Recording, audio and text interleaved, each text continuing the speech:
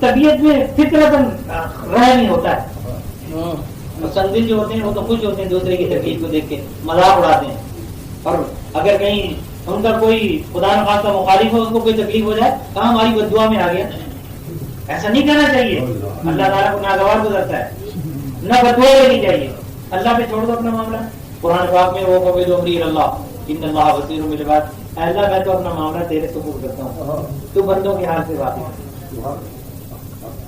اب میں کتنے واقعات آپ کو سنائے جاؤں, ان سب میں ہمارے لیے یہ عبرت ہے, اور ہم سب کو اس کے اوپر ان باتوں پر عمل کرنا چاہیے اور ذہن نشین کرنا چاہیے. انشاءاللہ زندگی رہی تو آئندہ اس کو مضمون کو پورا کریں گے, کیونکہ اب وقت کافی ہو گیا, میری طبیعت بھی ناساز ہے. اللہ تعالیٰ اسی پر ہم کو عمل کی توفیق دے دے. تو یہ بہت بڑی نعمت ہے نا. ایک حدیث شریف اور ہے, جس کو زندگی میں بیماری نہ آئے, یاد رکھنا اس بات کو, جو زندگی میں جس کو کوئی بیماری نہ آئے اور جس کے مال میں کبھی نقصان نہ ہو, اللہ تعالیٰ اس کو پسند نہیں کرتا.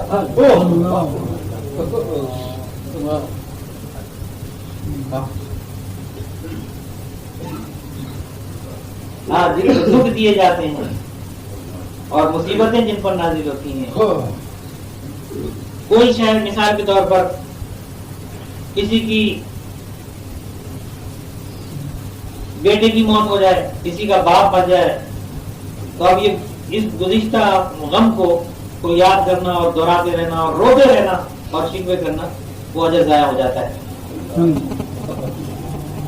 اور اللہ تعالیٰ کو ناپسند ہوتا ہے۔ مصیبت کا تو اللہ تعالیٰ اجر دیتے ہیں نا، اس لیے یاد رکھو، کلام اللہ کو پڑھنے والا، تلاوت میں مشغول رہنے والا اگر یہ عقیدہ رکھ لے کہ میری مغفرت نہیں ہوگی تو وہ کفر تک پہنچ جاتا ہے۔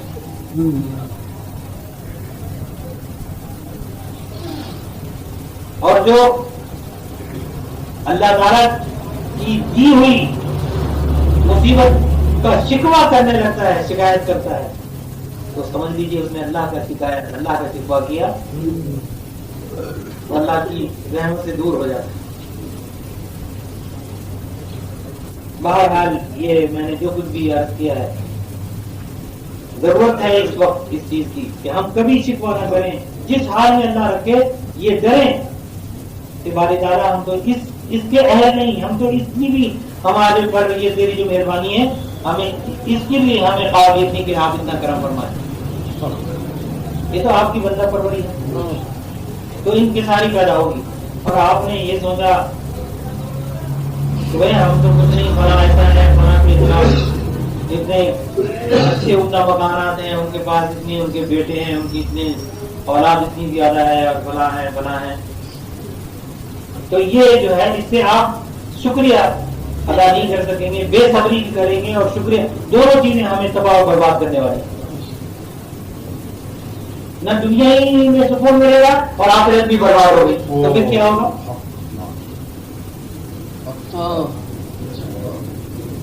ہمارے پیشواؤں نے اس پر عمل کیا تو سکون ملا، راحت ملی، وہ تو دنیا میں اس طرح سے گئے، ان کو جانے کا کوئی دل کو خوف نہیں ہوا۔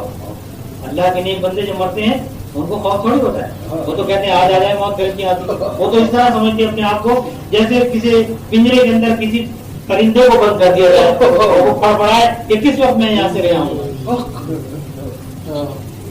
جو بڑے بڑے میلوں کے مالک سیٹ ہوتے ہیں، تجوریاں جن کی بھری ہوتی ہیں، خوب مال اور دولت سونا ہوتا ہے، وہ ڈرتے ہیں پتہ نہیں کب مر جائیں، ہائے ہمارا یہ مال کا کیا ہوگا، ہائے ہماری دولت کا کیا ہوگا۔ اچھا یہ بات ہوتی ہے نہیں ہوتی؟ پھر آپ خود ہی بتائیں، میں جو عرض کر رہا ہوں، کیا سرکار دو عالم صلی اللہ علیہ وسلم سے زیادہ کوئی اللہ کی بارگاہ میں مقبول تھا؟ وہ اس چیز کو نہیں پسند کرتے تھے تو ہم کیوں کریں؟ لیکن مشکل یہ ہے کہ ہم سبھی اس کی طلب میں آخرت کو برباد کرتے ہیں، جو جہاں پر ہمیں ہمیشہ قیامت تک کے لیے رہنا ہے۔ یہ تو چند سانس ہے۔ ابھی آپ دیکھتے ہی ہیں کہ جو سو گئے، بہت سے لوگ سوتے کے سوتے ہی رہ جاتے ہیں، ختم ہو گئے۔ اسی دم کا آدم ہے، گیا دم تو جادم ہے، آیا دم تو آدم ہے، اسی دم کا آدم ہے، نہ آدم ہے نہ جادم ہے۔ سانس آیا تو پھر آدم ہے، گیا تو پھر جادم، پھر کیا رہتا ہے؟ اتنی سی زندگی ہے۔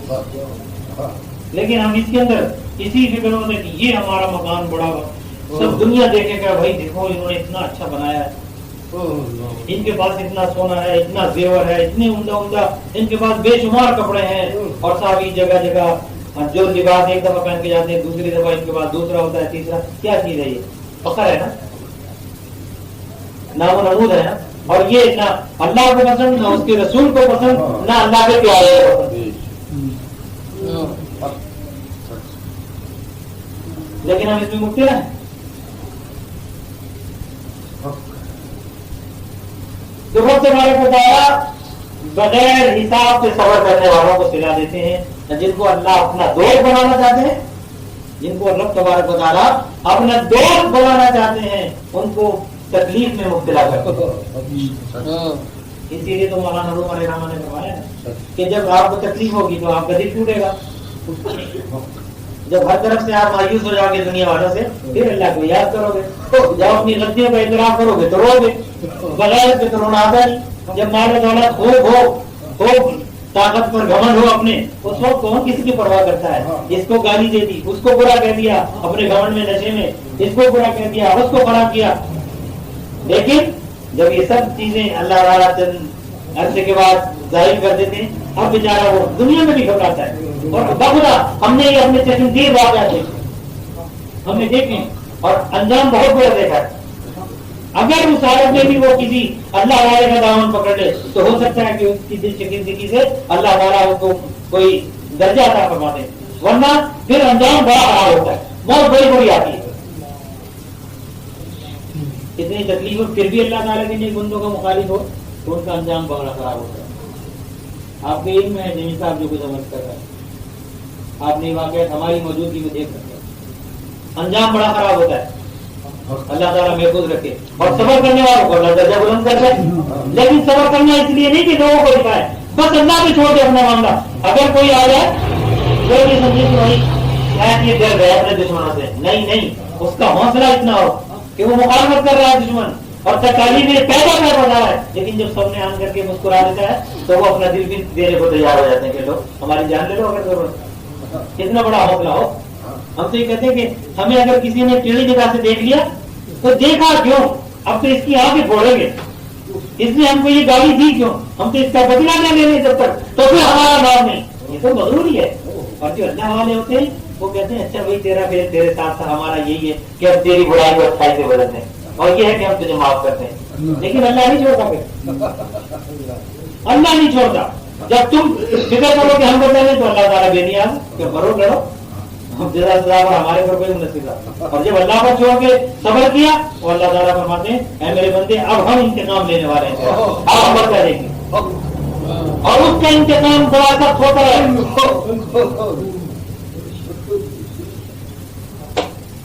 اس کا انتقام بڑا سخت ہوتا ہے. وہ ہم نے یہاں پر مشاہدے کر رکھے ہیں. یہ نہیں ہونا چاہیے, کسی کو بھی نہیں ہونا چاہیے اس راہ میں. تو الحمدللہ ابھی تک اللہ تبارک و تعالیٰ نے ایسی چیزوں سے اپنے کرم سے محفوظ رکھا ہے. آپ یقین کیجئے کہ آج تک بڑے بڑے ذرائع ایسے ہوئے کہ جن کو گورنری ملی ہوئی تھی, ان کو عہدے والی مملکت جیسے تھے, اور خداوند کریم کی مہربانی سے میری پیشانی چومتے تھے. میں یہ باتیں آپ کو اپنی بڑائی سے نہیں کہہ رہا, میں اس وقت کہاں بیٹھا ہوں یہ تو دیکھو. اور جس طرح لگتے جگر ایک ہی جوان بیچارے دنیا سے اٹھ گیا, اس کے سامنے موت اس کے ہر وقت نظر ہو, تو مجھے اپنی موت ہر وقت نظروں میں ہے. میں غلط بات نہیں کروں گا, بخدا ایسا ہوتا ہے. ایسا ہوا, انہوں نے پیشکشیں کی اور سب نے کہا. اب میں کیا کہوں کہ میری والدہ تک نے کہا کہ بیٹا کچھ اپنے لیے فکر کرو, کوئی مکان بناؤ, تمہارے اپنے لیے نہ کرو تو اولاد کے لیے کرو. یہی جواب دیا اماں مجھے کچھ نہیں چاہیے, میرے لیے اللہ کا نام کافی ہے, میں جا بجاؤں گا. اس میں کوئی بات میں بجا کے کہہ رہا ہوں نہ بڑا, لیکن یہ میرا درس ہے آپ کے لیے, محبت والا, پیار والا, کہ اگر آپ نے اپنے زندگی کو اس پر چلایا تو بخدا دین و دنیا کو سکون مل جائے گا, نجات ہو جائے گا. جو میں نے تجربے سے اپنے لیے حاصل کیا, کسی کی دعاؤں کے تحت میں چل رہا ہوں, ان کی اپنے پیر و مرشد کی دعاؤں سے اللہ تعالیٰ نے مجھ کو یہ عاد کیا کہ آپ محبت سے میری طرف دیکھتے ہو, شفقت کی نگاہ ڈالتے ہو. اور مجھے اللہ تعالیٰ نے اس جگہ بٹھایا, میرا کوئی یہاں پر بیٹھنے سے مجھے یہ نہیں محسوس ہو رہا کہ میں آپ سے کچھ بڑھ گیا, نہیں, بلکہ میں تو یہ چاہتا ہوں کہ خدا کرے کہ رب تبارک و تعالیٰ سب کو یہ درجہ عطا فرمائے. میری دعائیں یہ ہوتی ہے کہ اے میرے مولا, کہ جس در سے کسی گدا کو کچھ بھیک ملتی ہے وہ کاسا گدائی لے کر بار بار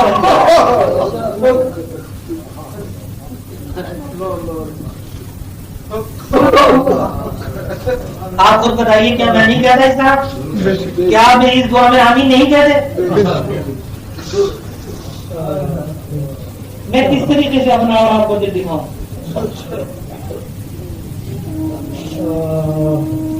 یہ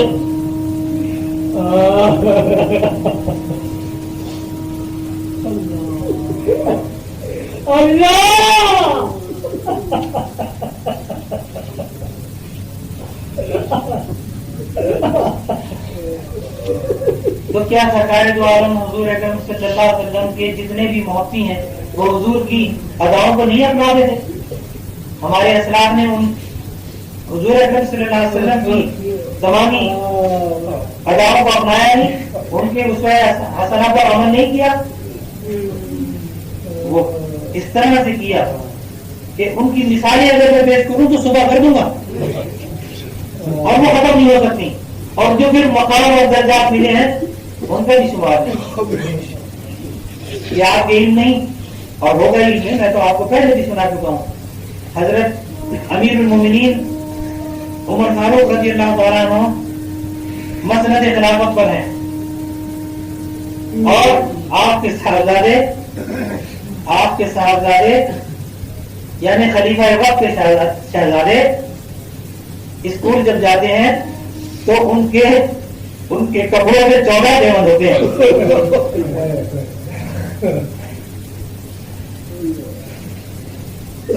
اسکول کے بچے ملا کر کہتے ہیں کہ یہ بادشاہ کے صاحبزادے ہیں، امیر المومنین کے بیٹے ہیں، جس میں 2 پیوند چمڑے کے بھی تھے.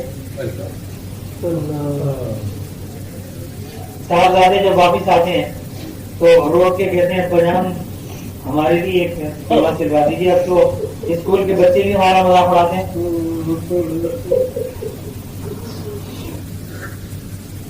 ہمارا اچھا بیٹا تحریر لکھی وزیر خزانہ کو کہ بادشاہ ہیں، امیر المومنین ہیں، خلیفہ وقت ہیں، مسند خلافت میں ہیں. تو وزیر خزانہ کو لکھا کہ آپ مجھے چند درہم ادھار دے دیجیے خزانے سے، جب آپ مجھے وظیفہ دیں گے، تنخواہ دیں گے مہینے کی، تو اس میں سے کاٹ لیجیے گا. ادھار دے دیں. بادشاہ تصور تو کیجیے کہ آپ کے زمانے میں فتوحات کا کوئی شمار ہی نہیں تھا. جس طرح مسلمان جاتے تھے وہیں تاجروں کو فتح دیتا تھا، اور وہاں سے جو مال اور دولت اور سونا اور چاندی آتا تھا اس کا شمار نہیں. اور یہ حالت، چند درہم دے دیجیے، بیٹے کا ایک کپڑوں کا جوڑا بنوانا ہے. تو وہ بھی برجستہ لکھ کر جواب دیتے ہیں امیر المومنین کیا آپ کو یہ پورا یقین ہے کہ جب تک آپ زندہ رہیں گے؟ امیر المومنین اگر وہ درہم لے کے آپ مر گئے تو کہیں گے آپ امیر المومنین خزانے کے مقبول ہیں. یہ آپ گوارا کریں گے؟ آپ کو اپنی موت کا یقین ہے کہ جب تک آپ زندہ رہیں گے کہ جب آپ کو تنخواہ ملے گی تو اس میں سے کاٹیں گے؟ آج ہم بھروسہ نہیں کرتے. اپنی ناجائز ضرورت بھی ہو تو جاؤ فلاں سے ادھار لے لو. بچوں کو خوش کرنے کے لیے ادھار لے آؤ، اچھا دے دیں گے، تنخواہ ملے گی دے دیں گے. یہ ادھار لینا اور یہاں تک کہ ادھار سے آگے بڑھ کر کے سود بھی لے گوارا کر لینا ہوتا ہے نہیں ہوتا ہے. میں غلط بات نہیں بولوں گا، میں حق کہہ رہا ہوں اور حق تمہیں سننی پڑے گی. حق پیدا ہوتا ہے لیکن حق بات کو برداشت کرنا پڑے گا. ایک وہ ہے کہ جو اپنی زندگی کو ہمیں نمونہ بنا کے دکھا رہے ہیں کہ سرکار دو عالم صلی اللہ علیہ وسلم کے اگر جانشین ہو تو ایسے رونے لگے امیر المومنین اور کہا کہ نہیں میں مقبول ہو کے مرنا نہیں چاہتا بیٹا تو میں یہ کہ ان کے کپڑے پہن کر جانا پڑا.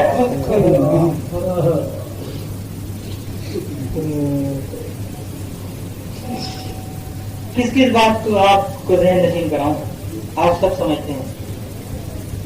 میرا تو عرض کرنے کا مقصد یہ ہے کہ آپ اپنی ضروریات جو ہیں ان کو بھی دیکھیں اور جہاں تک ہے ان میں کم کریں.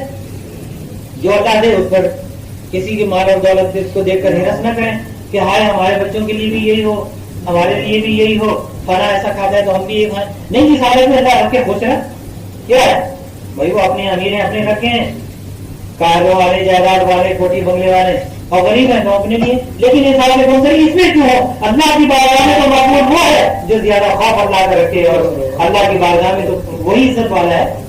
دنیا کی نظروں کے اندر مال و دولت والا ہو، منصب والا ہو تو اس کو کوئی عزت والا نہیں کہے گا. اللہ تعالیٰ تو ان کو فرماتے ہیں کہ جو اللہ سے زیادہ رہے عزت والا ہو. بہرحال اب وقت بہت ہو گیا ہے، اتنا ہی کافی ہے آپ کے لیے. مجھے امید ہے کہ پہلا درس جو میں نے دیا تھا وہ بھی آپ لوگوں کے ذہن نشین ہوگا. وہ تھا کہ اللہ کی بارگاہ میں انسان اطاعت کرتا ہے یا تو ڈر سے یا شوق سے. اس کی میں نے وضاحت کی تھی.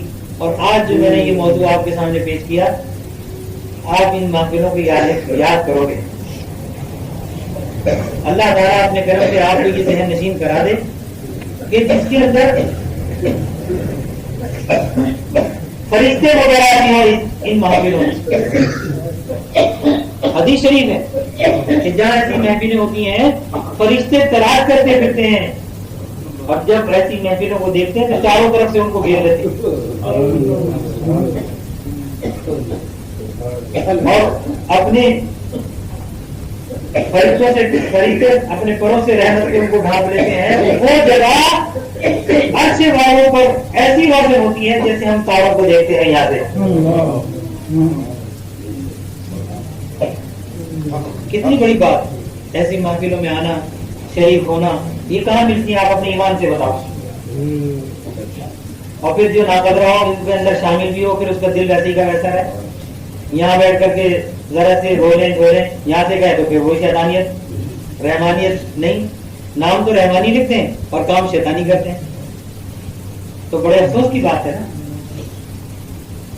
مجھے امید ہے کہ پچھلے درس میں نے کچھ نکات اور وضاحت کی تھی گاڑیوں پر اور چیزوں پر. امید ہے کہ آپ لوگوں نے اس کو اپنے خیال میں رکھا ہوگا. حقوق العباد پر میں نے روشنی ڈالی. سب باتیں آپ اپنے ذہن میں رکھا کریں اور پھر اس پر عمل کی کوشش کریں. نہیں کرو گے آپ کی مرضی ہے. میری تو جو کچھ بھی میں نے کہنا تھا وہ جو تمام کی ہے اللہ کے لیے، اللہ کی محبت میں. میں آپ کو سنانے کے لیے اس لیے بیٹھا ہوں کہ اللہ مجھ حدیث سے راضی ہو جائے اور آپ سے بھی راضی ہو جائے.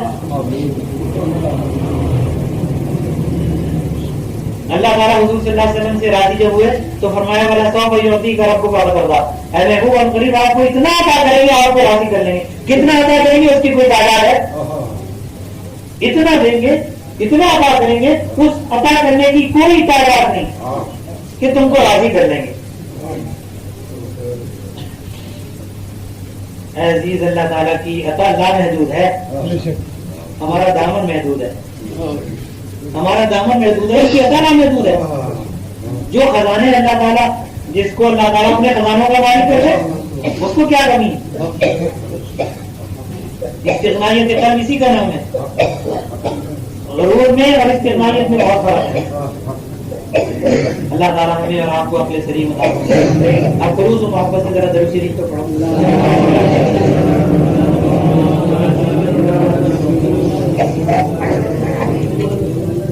اب اس محفل کی جو غرض ہے وہ کیا ہے؟ وہ یہ ہے کہ ہم اللہ کی یاد کریں، دل سے اللہ کو پکاریں. اپنے ساتھ آتے رہتے ہیں. اللہ کا کرم ہے کہ اس محفل کے سلسلے میں آتے رہے اور ملاقاتیں ہوتی ہیں اور کئی درویشوں کا اللہ تعالیٰ کی مہربانی سے ہم پر سایہ ہے اور ہمارے پیر و مرشد کی دعاؤں کے سلسلے میں ہے. حضرت ہمارے بابا صاحب علیہ رحمہ فرمایا کرتے تھے جو اپنے پیر و مرشد کی بارگاہ میں مقبول ہو جائے وہ ہر جگہ مقبول ہو. جو وہیں اپنے پیر سے کچھ حاصل نہیں کیا اور سوچا کہ بھائی یہاں تو کچھ نہیں ملا، چلو کہیں اور کوئی تلاش کرو، پھر اور کہیں چلو، کہیں وہاں سے کچھ، وہ اسی طرح پھر جہلوں میں رہتا ہے. جیسے ایک پتھر ہو چھوٹا تھا اور وہ زمین میں گڑا ہوا ہو. اب آپ اس کو ٹھوکریں ماریں گے تو نہیں دے گا، وہ پھیڑیں گے بھی تو نہیں اکڑے گا. اور اگر ایک منمر کا پتھر پڑا ہو لیکن وہ گڑایا نہیں، وہ جس طرح چاہیں گے اس کو لوٹا دیں گے آپ. تو عقیدہ اتنا محکم ہو کہ ہمارا پیر جو ہے وہ پایا جو ہے یہی بہت ہے دوسرے پیر کے سیر سے، تو وہ سر ہو جائے گا. اے عزیز، یہ مثال آپ نے سنی نا کہ جو آدھی کو چھوڑ کر پوری کی بات رکھتا تو پھر دیکھا کہ نہ وہ آدھی رہی اور نہ پوری ملی. وہ آدھی بھی گئی اس کی. جس نے آدھی کی قدر نہیں کی اب پوری کی قدر رکھتا تو وہ آدھی بھی نہیں رہی اور پوری بھی نہیں ملی. تو جو اپنے پیر و مرشد کی محبت کے اندر رہتے ہیں اور ان کی خدمت میں ان کی بارگاہ کے مقبول ہو جاتے ہیں، جہاں بھی جائیں گے وہ اللہ کے نیک بندے ان کو نیک نظر سے نواز دیں گے. اور جس نے اپنے پیر سے ہی کچھ حاصل نہیں کیا وہیں پر محروم رہا، جیسا تھا ویسے ہی ٹوٹ بٹوٹ رہا، تو جہاں جائے گا وہیں مردود. جب اپنے پیر سے، کیونکہ پیر جو ہے نا، میں پھر عرض کروں اس طرح سمجھ لو. دیکھو رشتے دار ہوتے ہیں نا، کوئی ماموں ہوتا ہے، کوئی تایا ہوتا ہے، کوئی چچا ہوتا ہے، سبھی محبت کرتے ہیں. لیکن اپنا باپ باپ باپ ہی ہوتا ہے، باپ باپ ہی ہوتا ہے، باپ کا پیار، باپ کی شفقت، سب رشتے دار ہوتے ہیں، چچا ہوتا ہے، سبھی محبت کرتے ہیں، لیکن باپ وہ باپ ہی ہوتا ہے۔ یوں سمجھ لو کہ سارے پیغمبر اللہ کی بارگاہ کے جلیل القدر جو ہیں وہ مقبول ہیں، معصوم ہیں، لیکن ہمارے آقا اور مولا تاجدار مدینہ حضور پرنور آقا نامدار سرور کائنات احمد مصطفیٰ سیدنا محمد مصطفیٰ صلی اللہ علیہ وسلم کی ذات، وہ ہم گناہ گاروں کے لیے شفیق ہیں۔ جو حضور اپنی امت سے محبت کرتے ہیں، اور کوئی پیغمبر دے سکتا ہے ہم کو وہ پیار؟ یا دیا کسی نے؟ جو حضور کو ہم سے محبت ہے وہ تو کسی پیغمبر کو نہیں۔